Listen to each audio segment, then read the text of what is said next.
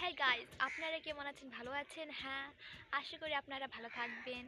আর এই শীতের মধ্যে আপনাদের খেয়াল রাখবেন, আপনাদের ত্বকের খেয়াল রাখবেন।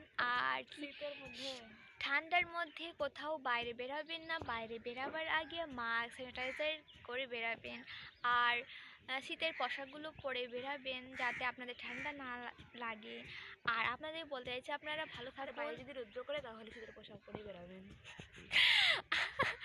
আর আপনাদের জন্য বলতে চলেছি, আপনাদের জন্য সুখবর। এই ঠান্ডা তো এত রুদ্র করছে, আপনাদের শরীর যাতে গরমই থাকে তার জন্যই।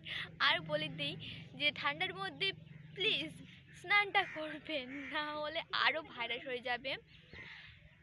ঠান্ডার মধ্যে অনেকেই জানি স্নান করে না, জলকে দেখে ভয় পায়। হ্যাঁ, তার মধ্যে আমিও আছি, কিন্তু আপনাদেরকে বলতে চাই প্লিজ